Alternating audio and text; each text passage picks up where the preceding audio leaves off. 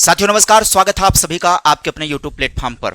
UP शिक्षक भर्ती को लेकर के तीन चार बातें यहां पर हैं। आज के इस सेशन में कुछ महत्वपूर्ण अपडेट आप सभी को देने वाला हूं, तो वीडियो को पूरा देखिएगा।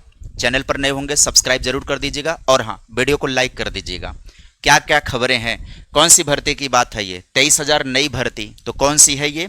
यूपी टीईटी फीस पर बड़ा फैसला आया और शिक्षा आयोग पोर्टल तैयार।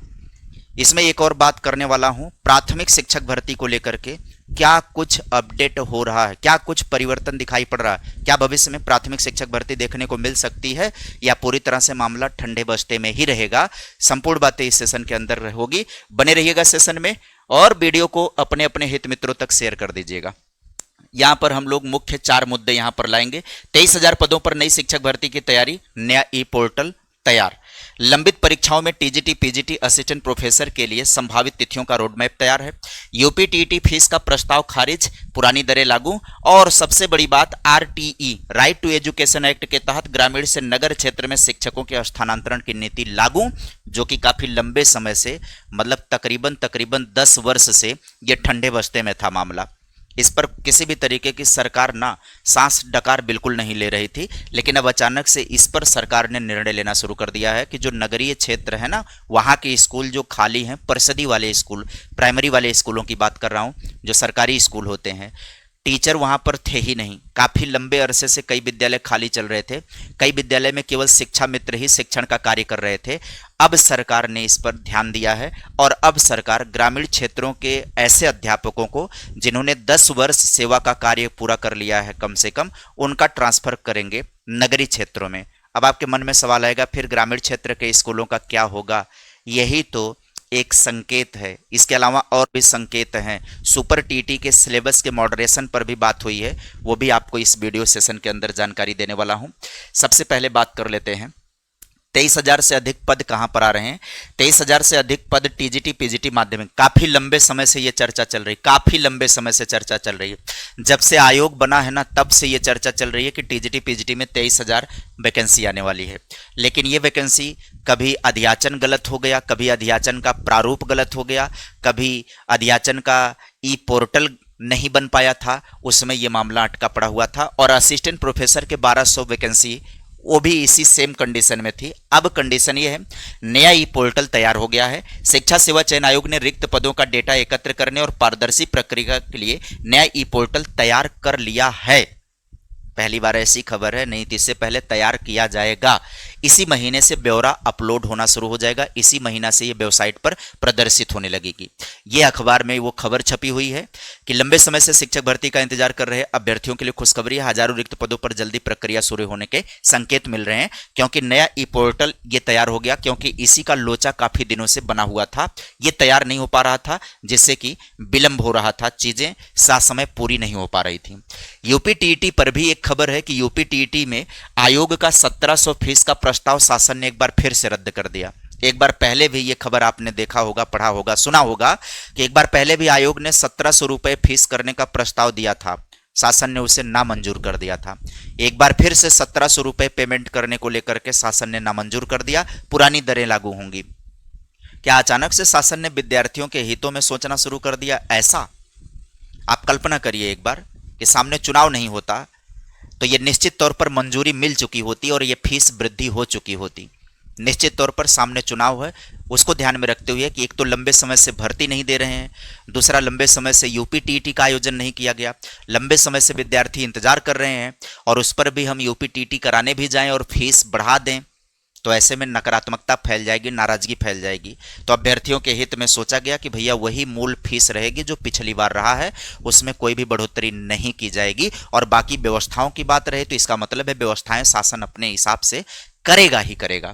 तो यूपी टीईटी को लेकर के ये बात है। दूसरी बात है, भारतीय स्टेट बैंक के साथ भी एमओयू साइन कर लिया गया। इससे पहले आपने देखा होगा कि आईसीआईसी बैंक के साथ हुआ था और कल के डेट में भारतीय स्टेट बैंक के साथ भी हो गया, यानी कि पेमेंट गेटवे तैयार कर लिया गया है कि कोई भी आवेदन होगा उसका पेमेंट विद्यार्थी आसानी से जमा कर पाए, क्योंकि एक बड़ा लोचा होता है आयोग के साथ। ये जो पीएनपी जब तक करवाता था ना, तब तक ये बड़ा लोचा होता था, कई बार पेमेंट कट जाती थी लेकिन पेमेंट सबमिट नहीं हो पाती थी।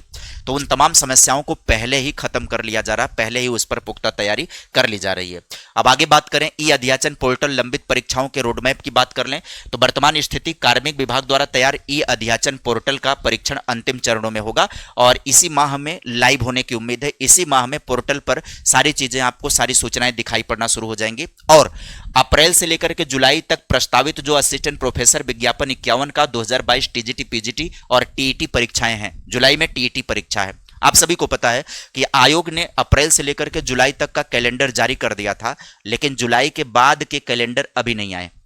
इसका मतलब है जल्द ही आप सभी को अप्रैल मई के अंदर अगले कैलेंडर भी दिखाई पड़ जाएंगे, जो भविष्य में होने वाले कैलेंडर परीक्षाएं हैं आयोग के अंतर्गत। और बात बताएं, यूपी टीईटी की परीक्षा 2, 3, 4 जुलाई को संभावित है और इसको लेकर के आप लगातार खबरें देख रहे होंगे कि यूपी टीईटी में कल की खबर में मैंने बताया था कि जो पाठ्यक्रम है, पाठ्यक्रम के मॉडरेशन का भी कार्य विशेषज्ञ समिति द्वारा पूरा कर लिया गया है। नए नोटिफिकेशन के साथ पाठ्यक्रम भी रिलीज कर दिया जाएगा। ऐसे में जो पुराना पाठ्यक्रम पहले आया हुआ है, अब अगर पाठ्यक्रम मॉडरेशन हुआ है, नया पाठ्यक्रम विज्ञापन के साथ आ रहा है, तो थोड़े बहुत बदलाव हो सकते हैं। इसी खबर से जुड़ी हुई अनऑफिशियल जानकारी एक आपको मैं दे दूं, सुपर टेट के भी सिलेबस का मॉडरेशन का कार्य विशेषज्ञ समिति द्वारा किया गया। क्यों किया गया? अगर सुपर टीईटी की संभावना नहीं बन रही है, प्राथमिक शिक्षक भर्ती की संभावना नहीं बन रही है, तो सिलेबस मॉडरेशन का कार्य क्यों हो रहा है? कंप्लीट हो चुका है सिलेबस मॉडरेशन का कार्य। यूपी टीईटी के सिलेबस के साथ उसका सिलेबस भी मॉडरेट कर दिया गया। उसमें जो कुछ भी बदलाव करना है वो सारी चीजें, उसका रोड मैप पूरी तरह से फिक्स हो चुका है। इसका मतलब है भविष्य में संकेत मिल रहे हैं कि आने वाले दिनों में वैकेंसी देखने को मिल सकती है।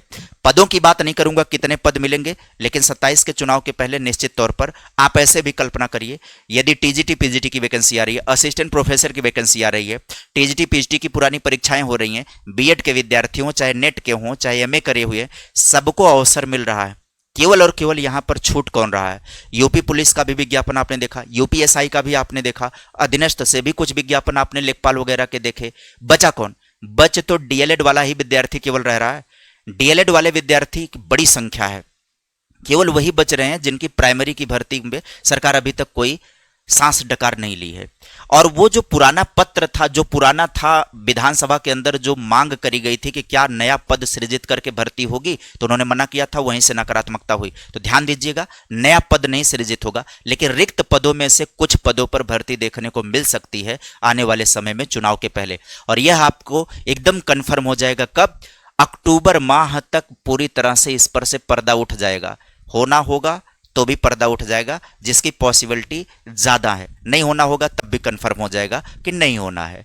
यूपी टीईटी पर फोकस करिए। जो लोग भी सुपर टेट को ध्यान में रख रहे हैं, यूपी टीईटी पर आपको फोकस करना होगा।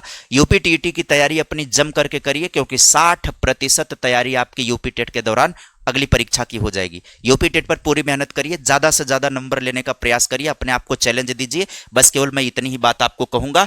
आगे भी बढ़ते हैं, आगे भी समझते हैं हम सभी लोग। अगली बात पर करते हैं। आरटीई के अनुसार ग्रामीण से नगर क्षेत्र में शिक्षकों का स्थानांतरण का कार्य भी शुरू हो गया है। ग्रामीण क्षेत्र से नगरीय क्षेत्र में शिक्षकों का स्थानांतरण का कार्य हो रहा है। सारी व्यवस्थाएं मेंटेन की जा रही हैं।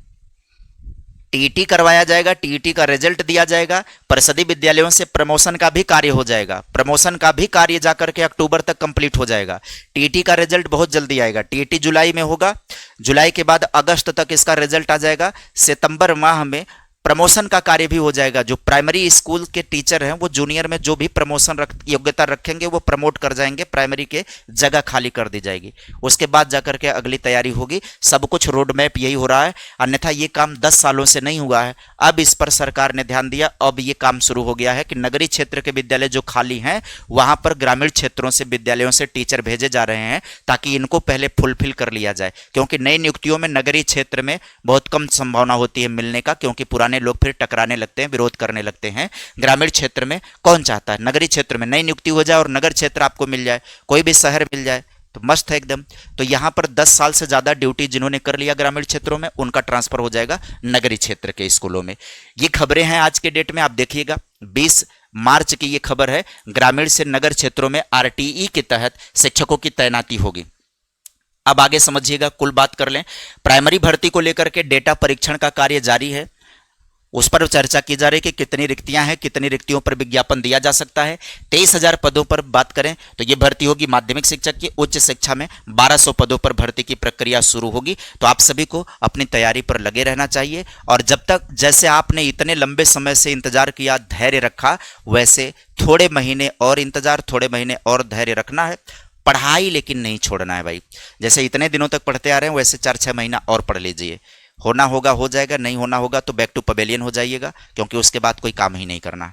उसके बाद क्या ही उम्मीद करेंगे, सरकार बनेगी फिर से समय लगेगा, तो उतने दिन तक फिर क्या ही है। 4-6 महीने और मेहनत से आप धैर्य से पढ़ाई करते रहिए, आपका समय आने वाला है। मैं अपनी तरफ से इतनी बात कह सकता हूं। फिलहाल आज के लिए सेशन को यहीं पर समाप्त करेंगे, मिलेंगे फिर किसी नए अपडेट में, नई वीडियो के साथ। Bye bye, take care, thank you.